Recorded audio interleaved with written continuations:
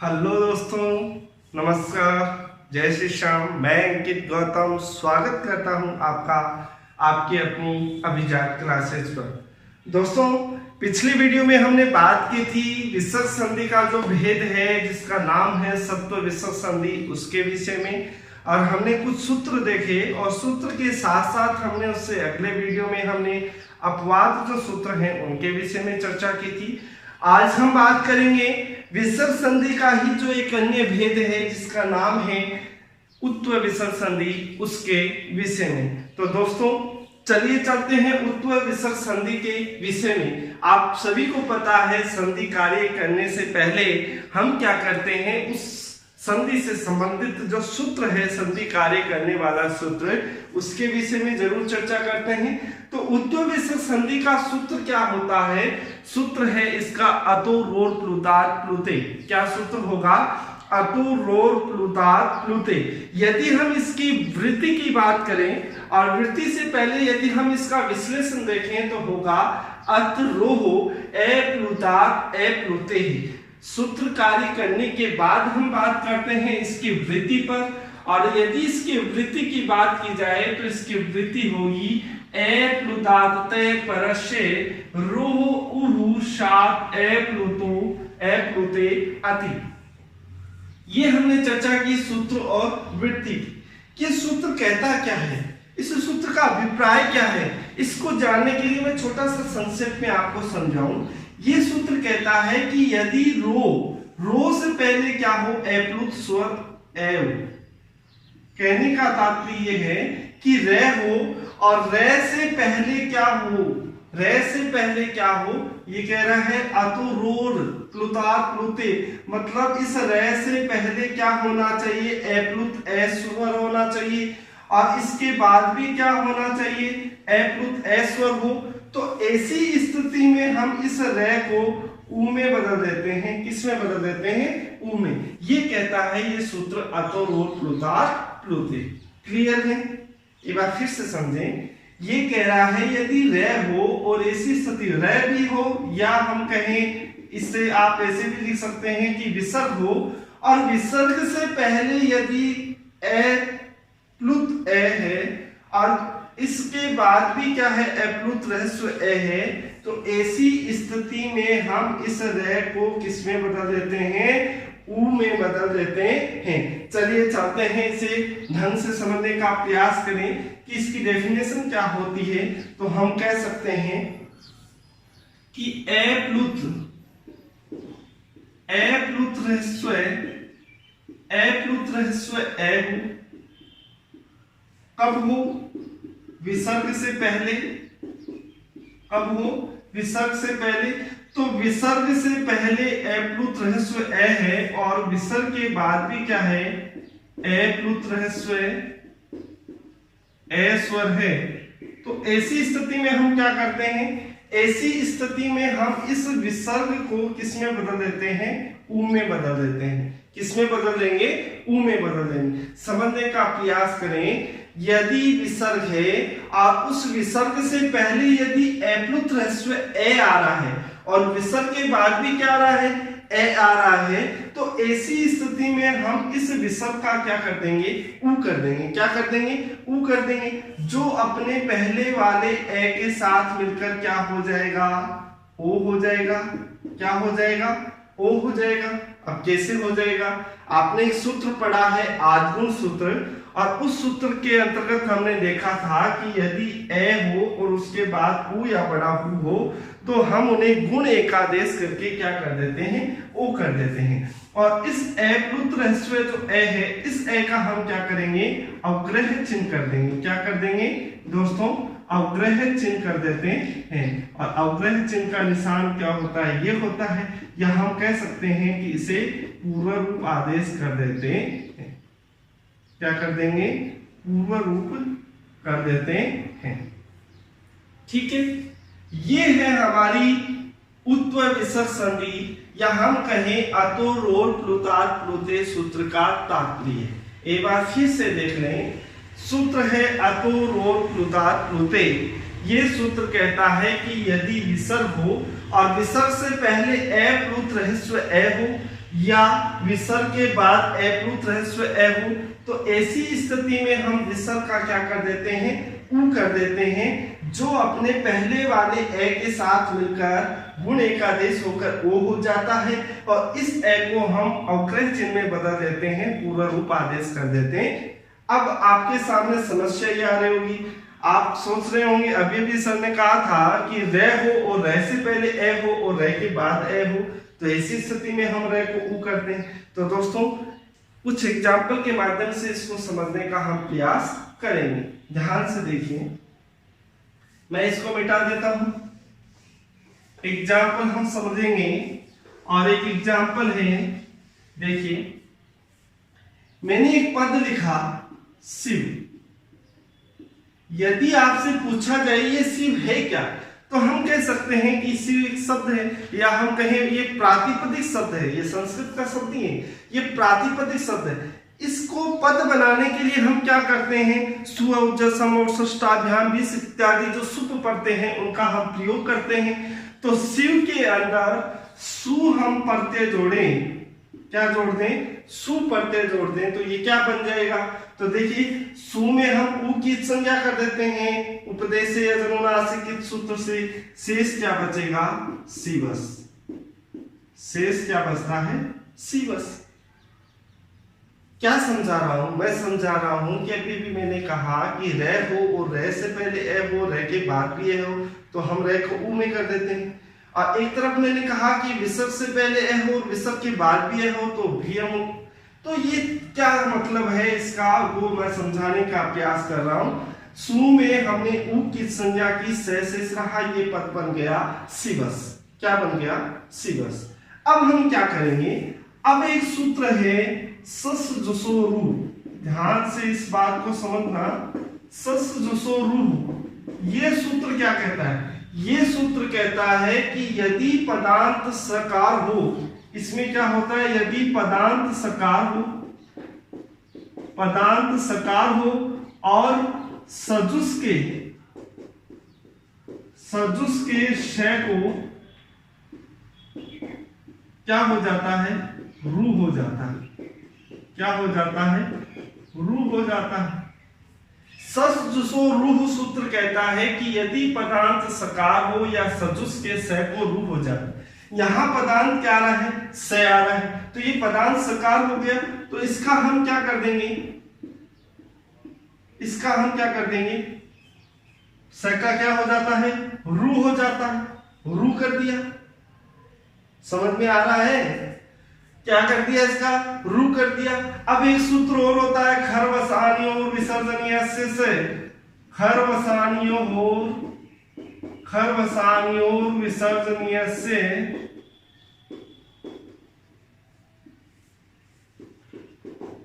ये सूत्र कहता है कि यदि पद के अंत में पदांत क्या हो, उसके बाद क्या हो, या तो खर प्रत्याहार का वर्ण हो, और या खर प्रत्याहार का वर्ण नहीं है, या अवसान हो गया हो, आगे कोई वर्ण नहीं हो, तो ऐसी स्थिति में हम क्या करते हैं, उस रे का विसर्ग कर देते हैं। क्या कर देते हैं, रे का विसर्ग कर देते हैं। तो आप रे भी लिख सकते हो और विसर्ग भी लिख सकते हो, उसमें कोई कंफ्यूज वाली बात नहीं है। अब हम चलते हैं एग्जाम्पल के ऊपर। तो देखिए एक एग्जाम्पल है, शिवस धन अर्चे, शिवस धन अर्चे, या आप शिवस न लिखो और यदि आप शिवह लिख देते हैं तो भी सही माना जाएगा। शिवस धन अर्चे है, ध्यान से देखना, शिवस धन अर्चे, यहां हमने क्या किया, इस से का रू कर दिया। क्या आदेश किया, रू, सस जसो रू सूत्र से। कौन से सूत्र से किया, सस जसो रू सूत्र से हमने क्या किया, इसको से का, से जो है उसका क्या कर दिया, रू कर दिया। क्या कर दिया दोस्तों, रू कर दिया। अब देखिए वह इस रू में हमने क्या कर दिया, ऊ का लोप कर दिया और ये क्या बच गया, अर्चे है। हम यहां कह सकते हैं रू में ऊ का लोप। रू में हमने ऊ का लोप कर दिया उपदेशीय अनुनासिक से, तो क्या शेष बच गया, रे बच गया।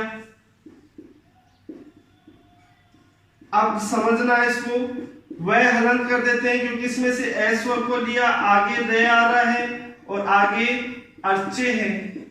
या आप ऐसे न लिखें तो आप सीधा यहां लिख सकते हैं कि शिव, रे का हमने क्या कर देंगे, यहां पर रे का हम ऊ कर देंगे और आगे है अर्चे है। समझने का प्रयास करें, शिव है, रे का हमने ऊ कर दिया।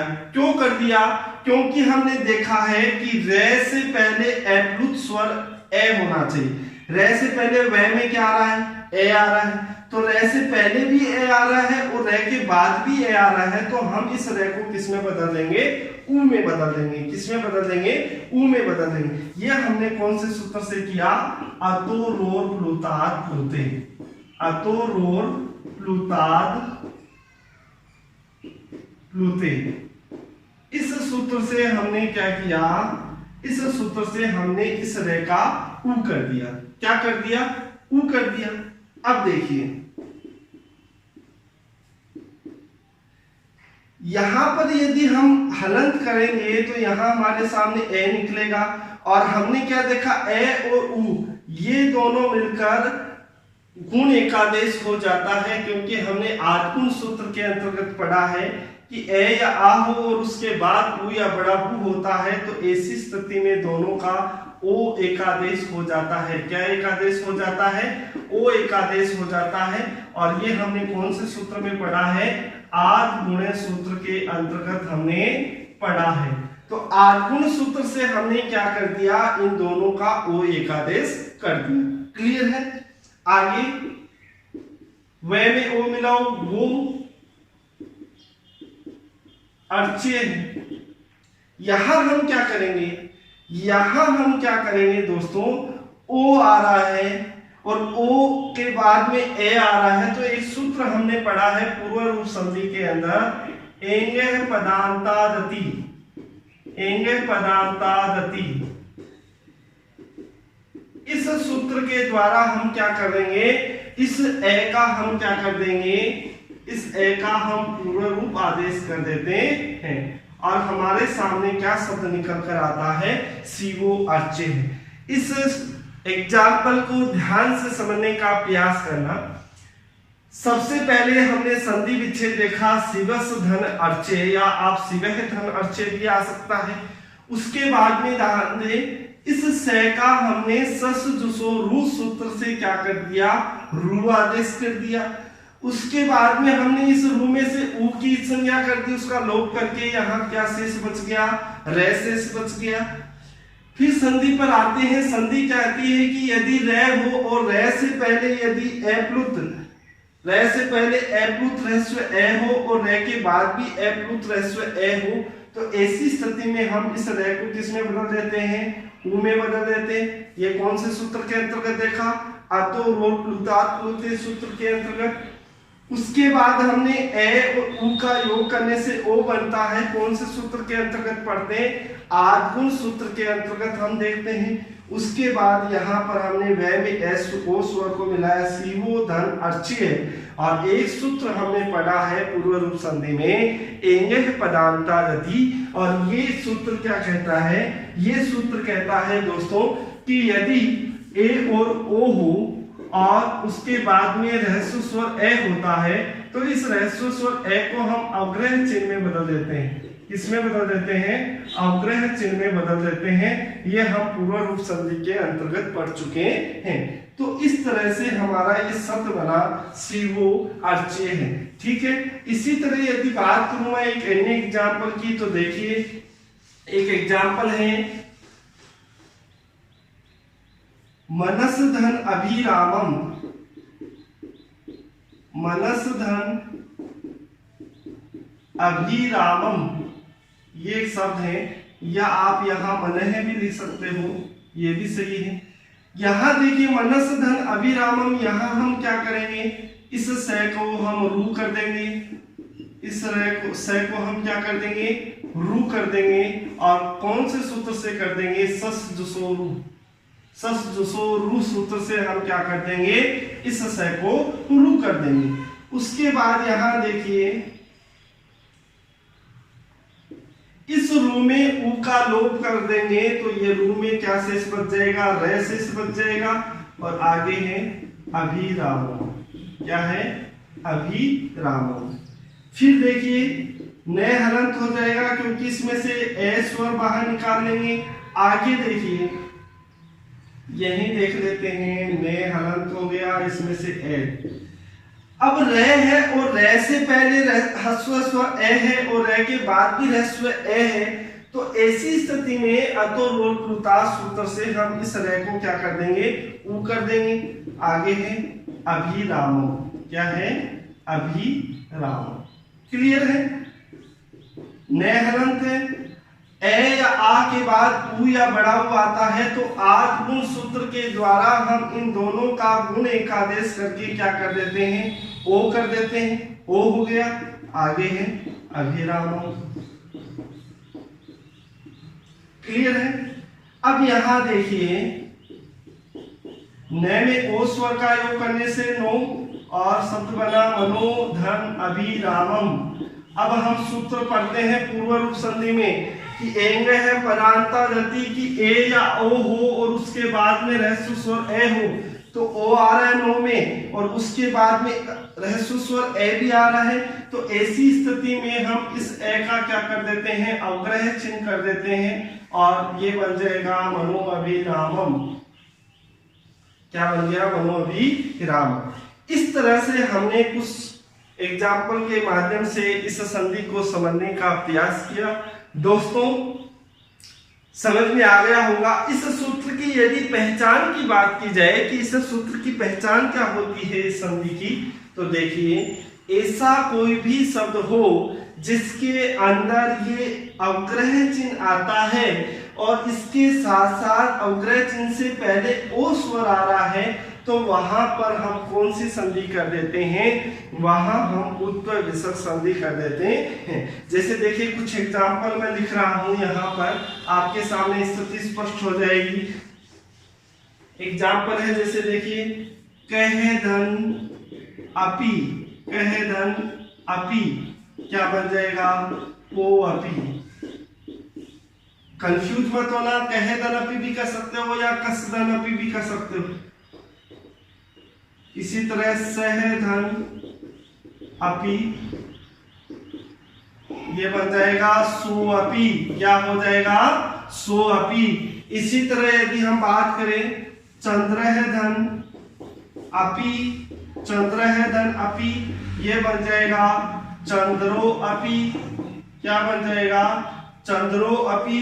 क्या हो जाएगा दोस्तों, चंद्रो अपि। इसी तरह यदि मैं बात करूं मीनः धन अयम, मीनः धन अयम ये बन जाएगा मीनो अयम, मीनो अयम। इसी तरह यदि हम बात करें अन्य धन अन्य, तो क्या हो जाएगा, अन्यो अन्य, अन्यो अन्य। अब इन सभी एग्जाम्पल में आप एक चीज नोटिस कर रहे होंगे कि यहाँ देखिए सबके अंदर अवग्रह चिन्ह आ रहा है और अवग्रह चिन्ह से पहले क्या आ रहा है, ओ स्वर आ रहा है। सभी के अंदर क्या आ रहा है, ओ स्वर आ रहा है। तो ऐसी स्थिति में हमेशा कौन सी संधि करनी है, उत्तर विसर्ग संधि करनी। अब आप कहेंगे सर ये हमने पूर्व रूप संधि में भी ये सूत्र हमने देखा है, वहां तो आप पूर्व रूप संधि कर रहे थे, तो ऐसा कैसे। तो दोस्तों यहाँ आप को धन अपि करके पूर्व रूप संधि भी कर सकते हैं, लेकिन जहां दोनों की स्थिति आ जाती है तो वहां पर हम पहले प्राथमिकता कौन सी संधि को देते हैं, उत्तर विसर्ग संधि को देते हैं। इसी को हम सही मानते। यदि ऑप्शन में पूर्व रूप संधि और दोनों आ जाती है, तो यदि को धन अपि दिया हुआ है तब तो पूर्व रूप हो जाएगा, कह धन अपि है तो उत्तर विसर्ग संधि हो जाती है। तो दोस्तों ये हमने आज बात की है उत्तर विसर्ग संधि के विषय में। उत्तर विसर्ग संधि के विषय में हमने आज एक सूत्र पढ़ा, अतो रोर प्लुताद प्लुते। अगले वीडियो में फिर हम बात करेंगे उत्तर विसर्ग संधि का ही जो एक अन्य सूत्र है जिसका नाम है हसीचे। क्या है? हसीचे। उस सूत्र के विषय में हम विस्तार से इस संधि को पूर्ण रूप से समझने का प्रयास करेंगे। उम्मीद करता हूं दोस्तों आपको ये अच्छे से समझ में आया होगा। यदि फिर भी इससे संबंधित आपके दिमाग में कोई क्वेश्चन हो तो आप कमेंट बॉक्स में डालें, उन क्वेश्चंस का समाधान अगली क्लास में जरूर किया जाएगा।